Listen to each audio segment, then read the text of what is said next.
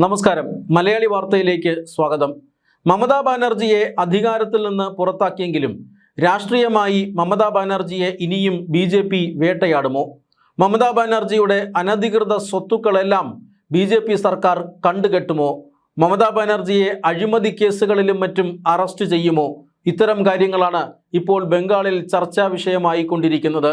രാഷ്ട്രീയമായ പ്രതികാരമെന്നൊന്നും ഇതിനെ പറയാൻ കഴിയില്ലെങ്കിലും കഴിഞ്ഞ 15 വർഷം മമതാ ബാനർജി കാട്ടിക്കൂട്ടിയ കാര്യങ്ങൾക്ക് ശിക്ഷ ഏറ്റുവാങ്ങേണ്ടി വരുമെന്നു തന്നെയാണ് ഇപ്പോൾ ലഭിക്കുന്ന സൂചന.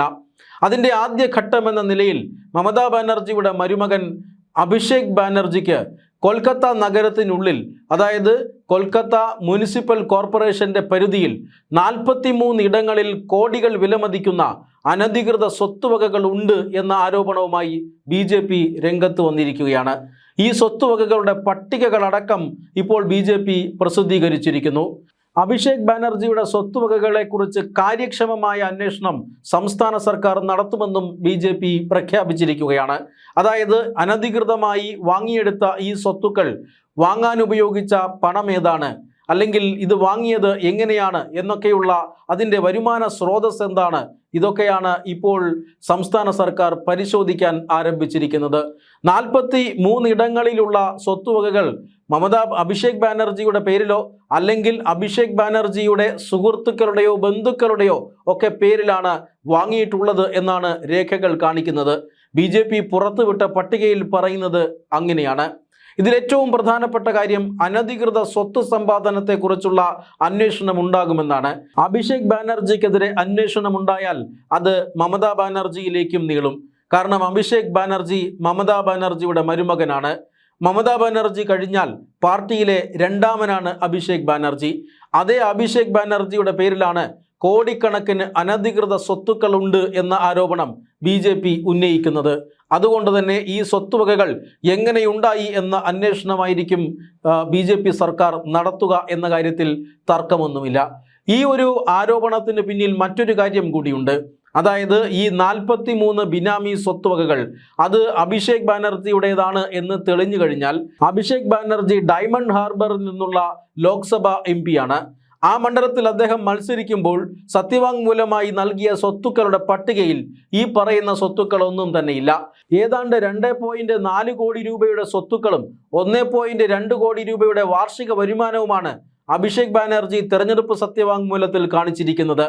അതുകൊണ്ട് തന്നെ ഈ സ്വത്തുവകകൾ അഭിഷേക് ബാനർജിയുടെ ബിനാമി സ്വത്തുക്കളാണ് എന്ന് കണ്ടെത്തിയാൽ അദ്ദേഹത്തിൻ്റെ ലോക്സഭാ അംഗത്വം പോലും തെറിക്കാനുള്ള സാഹചര്യമുണ്ട്. മാത്രമല്ല, ഈ സ്വത്തുവകകളിലെല്ലാം അനധികൃതമായി കെട്ടിടങ്ങൾ നിർമ്മിച്ചിരിക്കുന്നു. കോർപ്പറേഷനെ അറിയിക്കാതെ ഈ കെട്ടിടങ്ങൾക്ക് അനെക്സുകളും ലിഫ്റ്റുകളും ഒക്കെ ഘടിപ്പിച്ചിരിക്കുന്നു. അങ്ങനെ അനധികൃതമായ നിർമ്മാണ പ്രവർത്തനങ്ങൾ കണ്ടെത്തിയാൽ അതുടൻ പൊളിച്ചു കളയണം എന്നാണ് നിയമം. അതുകൊണ്ട് തന്നെ ഈ കൊൽക്കത്ത മുനിസിപ്പൽ കോർപ്പറേഷൻ അഭിഷേക് ബാനർജിയുടെയും മമതാ ബാനർജിയുടെയും ഈ സ്വത്തുവകകളും കെട്ടിടങ്ങളുമെല്ലാം ഉടൻ ബുൾഡോസർ കൊണ്ട് ഇടിച്ചു നിരത്താനുള്ള സാധ്യതയുമുണ്ട്.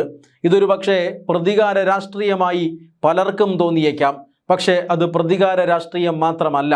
തീർച്ചയായും സുവേന്ദു ബാനർജി മമതാ ബാനർജിയുടെ ഈ ഒരു പൊളിറ്റിക്കൽ ഇക്കോസിസ്റ്റത്തെ ഇല്ലാതാക്കാൻ ശ്രമിക്കുമെന്ന കാര്യത്തിൽ തർക്കമില്ല. കാരണം ഇത് മാഫിയകളുടെയും അതുപോലെ തന്നെ മറ്റു പല സമ്മർദ്ദ ശക്തികളുടെയും ശ്രമഫലമായി കെട്ടി ഉയർത്തിയ ഒരു സാമ്രാജ്യമാണ്. ഈ സാമ്രാജ്യം ഭരിക്കുന്ന സർക്കാരുകളെ പോലും സ്വാധീനിക്കാൻ കഴിവുള്ള സാമ്രാജ്യമാണ്. അതുകൊണ്ട് തന്നെ അതിനെ അതിജീവിക്കണമെങ്കിൽ, ജനങ്ങൾക്ക് സുതാര്യമായ ഒരു ഭരണ സംവിധാനം ഉറപ്പുവരുത്തണമെങ്കിൽ ഈ പറയുന്ന മാഫിയകളിൽ നിന്നും ജനങ്ങൾക്ക് സ്വാതന്ത്ര്യവും നീതിയും ലഭിക്കണം. മാഫിയകളുടെ സ്വത്തുവകകൾ എങ്ങനെയാണോ ഉത്തർപ്രദേശിലെ യോഗി ആദിത്യനാഥ് സർക്കാർ കണ്ടുകെട്ടിയത്, മാഫിയ സംഘങ്ങളെ എങ്ങനെയാണോ ഉത്തർപ്രദേശ് സർക്കാർ ഇല്ലാതാക്കിയത്, ആ രീതിയിലുള്ള പ്രവർത്തനമായിരിക്കും പശ്ചിമ ബംഗാളിൽ സുവേന്ദു അധികാരിയും നടപ്പിലാക്കുക എന്ന് വ്യക്തമാണ്. അതുകൊണ്ട് തന്നെ കൊൽക്കത്ത മുനിസിപ്പൽ കോർപ്പറേഷന് കീഴിലുള്ള ഇത്തരത്തിലുള്ള അനധികൃത സ്വത്തുവകകൾ അത് അഭിഷേക് ബാനർജിയുടേതാണ് എന്ന് തെളിഞ്ഞാൽ, അത് അനധികൃതമായി നിർമ്മിക്കപ്പെട്ടവയാണ് എന്ന് തെളിഞ്ഞാൽ തീർച്ചയായും ബുൾഡോസർ പ്രയോഗം അഭിഷേക് ബാനർജിക്ക് നേരെ ഉണ്ടാകും. അഭിഷേക് ബാനർജിക്ക് നേരെ ബുൾഡോസർ പ്രയോഗം എന്ന് പറഞ്ഞാൽ അത് മമതാ ബാനർജിക്ക് നേരെയുള്ള ബുൾഡോസർ പ്രയോഗം തന്നെയാകും. എന്തായാലും സംസ്ഥാന രാഷ്ട്രീയം വിവാദങ്ങളിലേക്ക് കൂടുതൽ വിവാദങ്ങളിലേക്കും തർക്കങ്ങളിലേക്കും കടക്കും എന്ന കാര്യത്തിൽ തർക്കമില്ല. ബംഗാൾ രാഷ്ട്രീയത്തെയും ബംഗാൾ സമൂഹത്തെയും ശുദ്ധീകരിക്കുക എന്നുള്ളത് തൻ്റെ കടമയായി കണക്കാക്കിയാണ് സുവേന്ദു അധികാരിയുടെ പ്രവർത്തനം. അഴിമതി ഇല്ലാതാക്കുകയും അനധികൃത നിർമ്മാണ പ്രവർത്തനങ്ങൾ പൊളിച്ചു കളയുകയും ചെയ്യുമെന്ന് അദ്ദേഹം നേരത്തെ പ്രതിജ്ഞ ചെയ്തിട്ടുണ്ട്. ആ സമയത്ത് അനധികൃത കെട്ടിടമെന്ന് കണ്ടെത്തുന്നത് മമതയുടെയും മമതയുടെ ബന്ധുക്കളുടെയുമാണ് എങ്കിൽ ഉത്സാഹത്തിന് ഒട്ടും കുറവ് വരാൻ വഴിയില്ല.